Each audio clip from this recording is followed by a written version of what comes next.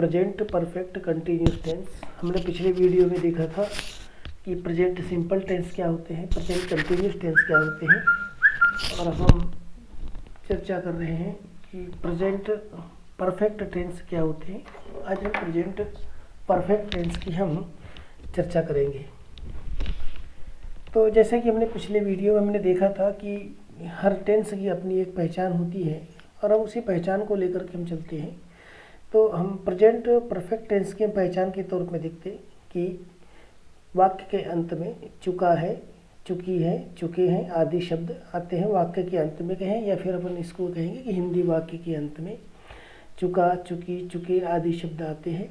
तो जैसे चुका है, ये इसके अलावा भी अपन इसको कह सकते हैं कि जैसे किसी काम को आपने कर लिया है या जो काम अभी अभी आपका तुरंत हुआ है, तो ऐसे वाक्यों की श्रेणी, ऐसे वाक्यों को हम प्रेजेंट परफेक्ट टेंस की श्रेणी में रखते हैं। अब इसका प्रयोग कब होता है? तो इस टेंस का प्रयोग ऐसे कार्यों के लिए होता है जो अभी तुरंत समाप्त हुआ हो, यानी वो काम जो है वो पास्ट हो गया है, आपका काम हो गया है, अपन उसको ये कह सकते कि पास्ट हो गया है, परंतु उसका जो प्रभाव जो है वो अभी भी जारी है। तो ऐसे वाक्यों को जो है अपन प्रेजेंट परफेक्ट टेंस की श्रेणी में रखते हैं। चलिए इसके अगले नियम की तरफ में चलते हैं। रूल नंबर नहीं कहना चाहिए, इसका एक रूल है। तो आइए इसको देखते हैं कि इस टेंस के लिए दो हेल्पिंग वर्ब का प्रयोग करते हैं, दो हेल्पिंग वर्ब यानी कि सहायक क्रियाओं का प्रयोग करते हैं, हैज और हैव। ये दो सहायक क्रियाएं हैं। अब ये दोनों सहायक क्रियाओं को उपयोग करने के तरीके किस प्रकार के हैं, उसके नियम क्या है, किस स्थिति में अपन हैज़ का प्रयोग करेंगे और किस परिस्थितियों में हम हैव का प्रयोग करेंगे, इसको हम थोड़ा सा हम डिटेल में देखते हैं। जब वाक्य का कर्ता यानी कि सब्जेक्ट उत्तम पुरुष यानी फर्स्ट पर्सन, जैसे कि हमने प्रेजेंट सिंपल टेंस में हमने उत्तम पुरुष, मध्यम पुरुष और अन्य पुरुष की हमने चर्चा किया था। यदि समझ में नहीं आएगा साथियों तो उसका मेरा प्रेजेंट सिंपल टेंस वाला आप वीडियो जाकर के देखेंगे, तो उसमें आपको मैंने इस उत्तम पुरुष, मध्यम पुरुष और अन्य पुरुष के बारे में विस्तार से बताया। लेकिन फिर भी यहाँ पर मैं बता दूँ कि उत्तम पुरुष यानी आई और वी जो है ये उत्तम पुरुष है। मध्यम पुरुष यानी कि सिर्फ मध्यम पुरुष में एक ही आता है यू, सेकंड पर्सन, और बाकी शब्द जो है वो अन्य पुरुष होते हैं। तो अब देखिए यहाँ पर हम इसको देखते हैं कि जब वाक्य का कर्ता उत्तम पुरुष आई वी, मध्यम पुरुष यू और अन्य पुरुष थर्ड पर्सन बहुवचन में हो तो हेल्पिंग वर्ब हैव का प्रयोग करते हैं। हेल्पिंग वर्ब हैव का प्रयोग करेंगे। और जब वाक्य का कर्ता ही, सी, इट या कोई नाम हो, ही हो, सी हो, इट हो या अन्य पुरुष एक वचन में कर्ता हो या एक वचन नाउन हो, तो ऐसी स्थिति में हम सहायक क्रिया हैज का प्रयोग करते हैं और वाक्य की क्रिया जो है वो third form of the verb क्रिया का तीसरा रूप रखा जाता है। तो बहुत ज़्यादा कठिन, तो इसे हम इस तरह से हम देखते हैं। चलिए अब हम इसके थोड़े से हम स्ट्रक्चर की बात कर लेते हैं कि स्ट्रक्चर बिल्कुल वही है जो हमने अभी तक पिछले वीडियो में हमने देखते आया है। स्ट्रक्चर वही है। सब्जेक्ट के बाद में हेल्पिंग वर्ब की जगह क्या यहाँ पर हैज़ और हैव हो जाएगा, plus third form of the verb यानी कि क्रिया का तीसरा रूप। उसके बाद में यहाँ पर ऑब्जेक्ट आ जाएगा और ऑब्जेक्ट के बाद में यदि कोई अदर वर्ड है तो उस अदर वर्ड को यहाँ पर आपको लिख देना है। इसके बाद में नेगेटिव फार्मूला, नेगेटिव बनाने की भी वही नियम है। मुख्य क्रिया और सहायक क्रिया के बीच में हम नाट को लगा देते हैं। तो सबसे पहले हम कर्ता रखेंगे, कर्ता के बाद में हेल्पिंग वर्ब बटे हैज़, ये समझने की दृष्टिकोण में लिखा है, plus not plus third form of the verb plus object plus other word. Interrogative sentence बनाने का भी वही नियम है। हमको सिर्फ सब्जेक्ट के पहले जो है वो हेल्पिंग वर्ब रख देना है और उसके बाद में third form of the verb object और अदर वर्ड। तो हेल्पिंग वर्ब बटे has have plus subject plus third form of the verb plus object plus other word. हाँ, इस बात में ध्यान रखेंगे यहाँ पर हर परिस्थितियों में जैसे प्रेजेंट सिंपल टेंस में होता था ऐसा यहाँ पर नहीं होगा। हर परिस्थिति में आपको third form of the verb ही रखना है क्योंकि इसका फॉर्म चेंज नहीं होता। हाँ, बस सिर्फ कर्ता के अनुसार क्रिया जो है क्रिया चेंज होती है। एक वचन करता है तो हैज़ या हैव, और बहुवचन करता यदि है तो हैव का प्रयोग करेंगे, एक वचन के साथ में हैज का प्रयोग करेंगे, लेकिन मुख्य क्रिया में मुख्य क्रिया जो है वो अपने third form of the verb ही रखी जाती है। इंट्रोगेटिव में भी helping verb plus subject plus not plus third form of the verb plus object और ये अदर वर्ड, इस तरह से साथियों इसके जो है ये इसके स्ट्रक्चर है, negative structure, interrogative structure, interrogative negative structure. चलिए अब हम देखते हैं इसके कुछ उदाहरणों को देखते हैं कि किस प्रकार से उदाहरण के माध्यम से हम इस टेंस को समझने का प्रयास करते हैं। एक हमने साधारण सा उदाहरण लिया है, वह साला जा चुका है, वह साला जा चुका है, यानी वह, तो वह के अंग्रेजी क्या हो जाएगी ही। अब एक वचन करता है तो एक वचन कर्ता के साथ में क्या लगा दिया हमने, हैज लगा दिया। गॉन गो, ये क्या है, गो का third form of the verb, go went gone. तो हमने इस टेंस में देखा कि क्रिया का तीसरा रूप लगाते हैं तो he has gone to school. उसके बाद में इन नेगेटिव फार्मूला क्या है, नेगेटिव में हमने देखिए ही हैज नॉट, सबसे पहले हमने कर्ता रखा, कर्ता के बाद में हमने हैज रख दिया, हैज के बाद में नॉट लगा दिया, और GONE गॉन क्या है, ये क्रिया का तीसरा रूप, जैसा कि हमने फार्मूले में देखा था, और जो हमारा ऑब्जेक्टिव पार्ट है हमने इसको यहाँ पर रख दिया। इंट्रोगेटिव में क्या होगा, कर्ता के पहले हमने हेल्पिंग वर्ब लगा दिया, जैसा कि हमने सूत्र में देखा, तो has he gone to school, और लास्ट में यहाँ पर क्वेश्चन मार्क। इंट्रोगेटिव नेगेटिव भी, has he not gone to school, कर्ता के पहले हमने सहायक क्रिया को लगा दिया, हेल्पिंग वर्ब को लगा दिया, कर्ता के बाद में हमने नॉट लगा दिया और third form of the verb लगा दिया और इसका ऑब्जेक्टिव पार्ट लगा दिया। उसी तरह से देखते हैं कि मोहन पत्र लिख चुका है, या मोहन ने पत्र लिख लिया है, बात एक ही है, इस तरह से भी हम इसको बोल सकते हैं। तो अब हम किसी के नाम वाला उदाहरण देखते हैं कि मोहन पत्र लिख चुका है, तो Mohan has written a letter.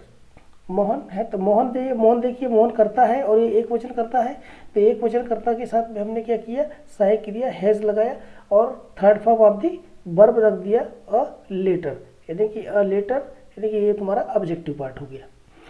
अब उसके बाद में उसका देखिए हम नेगेटिव बनाते हैं। नेगेटिव का मतलब मोहन पत्र लिख चुका है, मोहन पत्र नहीं लिख चुका है, नहीं, इसका उत्तर जो है वो नेगेटिव में आए, उसको अपन नकारात्मक वाक्य या नेगेटिव कहेंगे।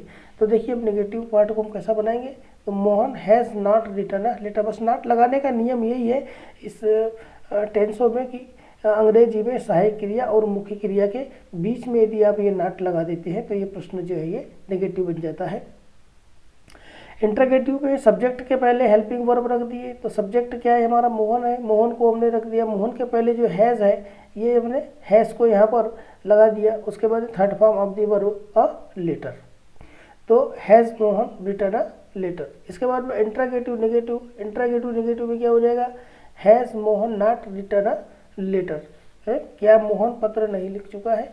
ये इस तरह से इसके जो है ये अर्थ निकलते हैं। चलिए अगला उदाहरण देखते हैं कि मैंने एक पेन खरीद लिया है या खरीद चुका है, अपन दोनों तरीके से अपन बोल सकते हैं, तो वैसा जरूरी नहीं है कि चुका है चुकी है शब्द के अंत में आए तभी हम उसको हम प्रेजेंट परफेक्ट टेंस मानेंगे, यह आवश्यक नहीं है। मैंने एक पेन खरीद लिया है, ये भी तो प्रेजेंट परफेक्ट टेंस का ही है ना। सेंस क्या निकलना चाहिए, सेंस निकलना चाहिए कि जो काम आपने किया वो काम हो चुका है, लेकिन उसका प्रभाव अभी भी हमारे पास में है, या हमारे हमसे, यानी कि उसका जो प्रभाव है वो रिलेटेड है, वो ख़त्म नहीं हुआ है। तो ऐसे वाक्यों को हम प्रेजेंट परफेक्ट टेंस की श्रेणी में रखते हैं। तो मैंने एक पेन खरीद लिया है, मतलब मैंने अभी यह पेन खरीदा है, ये तो अपन इसको चाहे चुका है बोलते या चुका है बोलना अब उतना भाषागत दृष्टि से ठीक नहीं लगता, तो अपन क्या बोलते हैं कि ये वो लिया है बोलते हैं। तो मैंने एक पेन खरीद लिया है या मैंने एक पेन खरीद चुका है, एक ही बात है। तो I have bought a pen, तो मैंने एक पेन खरीद लिया है या खरीद चुका है, अभी बहुत समय नहीं हुआ है, लेकिन अभी लेटेस्ट मैंने हाल ही में बस अभी मैंने उसको लिया है। तो ऐसे वाक्यों को व्यक्त करने के लिए हम क्या करते हैं, हम प्रेजेंट परफेक्ट टेंस का यूज़ करते हैं। अब देखिए हमने ये बोला था कि जब वाक्य का कर्ता उत्तम पुरुष, मध्यम पुरुष और अन्य पुरुष बहुवचन का हो तो वाक्य की क्रिया जो है वो हैव लगाई जाती है और third form of the verb रखा था। तब हमने क्या है हमारा, देखिए वाक्य का कर्ता जो है ये उत्तम पुरुष यानी कि फर्स्ट पर्सन है, फर्स्ट पर्सन आई है, तो आई के साथ में हमने क्या लगाया, हैव लगाया। I have bought a pen. उसके बाद में सेकंड उदाहरण देखिए, I have not bought a pen. I have not bought a pen, सहायक क्रिया और सहायक क्रिया और मुख्य क्रिया के बीच में हमने नॉट लगा दी, हमारा निगेटिव हो गया। ये हमारा क्या बन गया, ये निगेटिव वाक्य बन गया। Have I bought a pen, कर्ता के पूर्व हमने सहायक क्रिया लगा दी और सहायक क्रिया के बाद में हमने बॉट लगा दिया pen. Have I bought a pen. Have I interrogative negative भी वैसे ही बनेगा, have I not bought a pen. इस तरह से साथियों ये इसका ट्रांसलेट होता है। बस कुछ नहीं, सरल है, थोड़ा सा हमको सीखना पड़ेगा। बार बार यदि हम लगातार इसकी प्रैक्टिस करते रहते हैं, प्रैक्टिस पर ही डिपेंड करती है आपका। आप जितनी ज़्यादा प्रैक्टिस करेंगे, जितनी ज़्यादा प्रैक्टिस करते रहेंगे, आप जो है वो टेंस सीखते जाएंगे। चलिए और एक दो उदाहरण लेकर के इस वीडियो को अपन समाप्त करेंगे। आप उपन्यास पढ़ चुके हैं, अब आप उपन्यास पढ़ चुके हैं। अब ये जरूरी नहीं, मैंने पहले ही बताया कि ये जरूरी नहीं है कि आप चुका है, चुकी है, आए। अब यदि इसने बोले कि आपने उपन्यास पढ़ लिया है, आप उपन्यास पढ़ लिया है, यानी कि इस तरह से भी आता है, यानी कि आपने जो काम किया है, जैसे आपने उपन्यास पढ़ा, आपने तो उपन्यास क्या है, आप उपन्यास पढ़ चुके हैं या आपने उपन्यास पढ़ लिया है, यानी कि आपका जो पढ़ने का काम है वो अभी अभी हुआ है, तुरंत हुआ है, यानी उससे ज़्यादा समय नहीं हुआ है। वो जो आपने पढ़ा है उसका प्रभाव जो है वो अभी तक विद्यमान है, अभी तक वो समाप्त नहीं हुआ है। देखिए तो ये जो है, ये इस तरह के जो है आपको सेंस को समझना पड़ेगा, सेंस को पकड़िए। तो कई बार क्या है कि पास्ट और परफेक्ट में थोड़ा सा कन्फ्यूजन हो जाता है, तो कन्फ्यूज नहीं होना है। इसके मोटे तौर पर इसका यही कॉन्सेप्ट है कि जिस काम को आपने किया उसका प्रभाव अभी तक जारी है। तो ऐसे वाक्यों को प्रेजेंट परफेक्ट टेंस की श्रेणी में रखते हैं। तो मैंने बहुत ज़्यादा कठिन उदाहरण नहीं लिए हैं, सरल से उदाहरणों के माध्यम से मैं टेंस समझाने का मैं प्रयास करूँगा। आप उपन्यास पढ़ चुके हैं, तो you have read a novel, you have read a novel. बस नेगेटिव भी इसका बिल्कुल सरल है, बहुत ज़्यादा कठिन नहीं है। ये है सेकंड पर्सन, यानी कि मध्यम पुरुष का करता है, तो मध्यम पुरुष कर्ता के साथ में भी सहायक क्रिया क्या लगेगी, हैव लगती है, और हैव लगती है। Third form of the verb जो है वो रीड, रेड। स्पेलिंग वही रहती है इसकी रीड की, लेकिन सिर्फ जो हिंदी में अपन जब इसको बोलेंगे अपन तो उसको हम रेड पढ़ेंगे, है रीड इंग्लिश में आर, स्पेलिंग वही है, रीड, रेड। तो you have read a novel. आपने उपन्यास पढ़ लिया है या आप उपन्यास पढ़ चुके हैं, एक ही बात है। आप दोनों तरीके से इसको आप बोल सकते हैं। You have not read a novel, बस क्या करना है, कर्ता और मुख्य क्रिया के बीच में, सहायक क्रिया और मुख्य क्रिया के बीच में आपको यहाँ पर नॉट लगा देना, ये नेगेटिव हो गया। Interrogative, have you read a novel, have you read a novel, यानी कि इंट्रोगेटिव में सहायक क्रिया कर्ता के पहले, कर्ता के बाद मुख्य क्रिया और ये novel. Interrogative negative, have you not read a, बिल्कुल सरल है। हैव जो सहायक क्रिया है हमने कर्ता के पहले लगा दी और कर्ता के बाद में हमने नॉट लगा दिया और मुख्य क्रिया लगा करके, मुख्य क्रिया का तीसरा रूप लगा करके हमने यहाँ पर नॉवेल लिख दिया। चलिए एक और उदाहरण देखते हैं कि उन्होंने अपना काम कर चुके हैं या उन्होंने अपना काम कर लिया है। दोनों तरीके से बोल सकते हैं, आप इस तरह से ही बोल सकते हैं इसको, आप इस तरह से ही बोल सकते हैं। चुका है, चुकी है, तो हम सिर्फ यानी कि सामान्य तौर पर जो बिगनर्स लोग हैं उन बिगनर्स को समझाने के लिए या जिनको अंग्रेजी बिल्कुल नहीं आती उनके लिए हम थोड़ा सा कुछ समय के लिए समझने के लिए हम जो है वो चुका है, चुकी है बोलते हैं। लेकिन आपको बार बार ये सब चीज़ें आपको देखने के लिए बाद में नहीं मिलेगी, आपको फिर सेंस को पकड़ना पड़ेगा कि सेंस क्या है। हाँ, ये सेंस है तो ये टेंस है, ये सेंस है तो ये वाला टेंस है। ये इस तरह से जो है अंग्रेजी सेंस पर निर्भर, उसके भाव को, उसके सेंटेंस के मतलब भाव को आपको समझना पड़ेगा और वो भाव के माध्यम से आपको पता चलेगा कि ये कौन सा टेंस है। तो चलिए, उन्होंने अपना काम कर चुके हैं या वो काम कर लिया है, तो क्या हो जाएगा। अब उन्होंने की अंग्रेजी है, चाहे वो उन्होंने की हो चाहे वो वे की हो, ये उसके लिए अंग्रेजी में शब्द एक ही आता है, they have completed their work. Their मतलब उन्होंने अपना काम कर लिया है। तो दे हैव कंप्लीटेड कर्ता बहुवचन का है, अन्य पुरुष का है, अन्य पुरुष बहुवचन का है और बहुवचन का कर्ता है, इसलिए क्या हो जाएगा यहाँ पर हैव लगेगा। तो दे हैव कंप्लीटेड और क्रिया का तीसरा रूप दे हैव कंप्लीटेड देयर वर्क, उन्होंने अपना काम कर लिया है। नेगेटिव बनाना बिल्कुल आसान है साथियों। ये they have not completed their work, यहाँ पर हमने मुख्य क्रिया और सहायक क्रिया के बीच में नॉट लगा दिया। फिर सहायक क्रिया को हमने कर्ता की हमने पूर्व बुला दिया, have they completed their work. Interrogative negative बिल्कुल सरल है, have they not completed their work.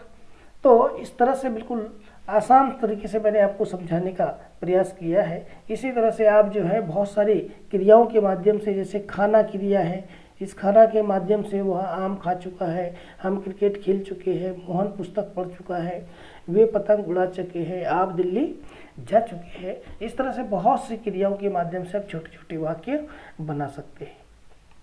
तो पूरी वीडियो देखने के लिए आपका बहुत बहुत धन्यवाद। अपन अब इसके अगले वीडियो में आपसे हमारी मुलाकात होगी। यदि वीडियो अच्छा लगा हो तो इसे लाइक कर दे, सब्सक्राइब कर दे और बेल आइकन का बटन